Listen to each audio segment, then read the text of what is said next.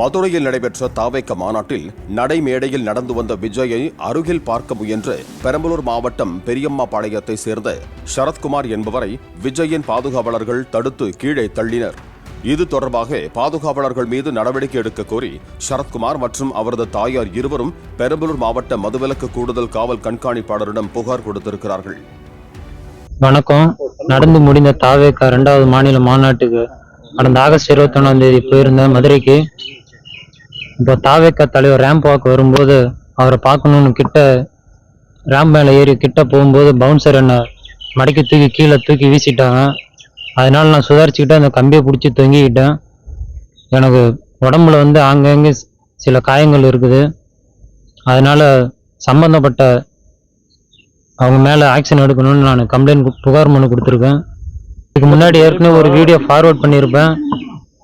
அதனால கட்சிக்கு எந்த களங்கமும் ஏற்படுத்தக்கூடாது அந்த நோக்கத்தில் தான் அந்த வீடியோ போட்டிருந்தேன். அதனால இப்போ உடல் ரீதியாக எனக்கு சில பிரச்சனை இருக்கிறதுனால நான் கம்ப்ளைண்ட் கொடுத்துருக்கேன். எனக்கு யாரும் ஃபோன் பண்ணி அது செய்கிறேன் இது செய்கிறேன் எனக்கு யாரும் என்னை விசாரிக்கவும் இல்லை. நான் அம்மா மட்டும்தான் எனக்கு இருக்காங்க, அப்பா யாரும் கிடையாது. ஸோ அதனால் பாதிக்கப்பட்டதுனால நான் எஸ்பி ஆஃபீஸில் கம்ப்ளைண்ட் கொடுத்துருக்கேன். நானே தான் விரும்பி பார்க்கணும்னு போனேன். அதனால் கிட்ட பார்க்க விரும்பி போனதுனால தூக்கி அவங்க மட்டும் கடாசுவாங்களா? எனக்கு ஏதாவது ஒன்று இருந்தால் என் ஃபேமிலியை யார் பார்த்துக்குவாங்க? நான் அவரை கிட்ட பார்க்க போனோம். அதனால் பவுன்சர் என்னை தூக்கி கடாச்சிட்டாங்க.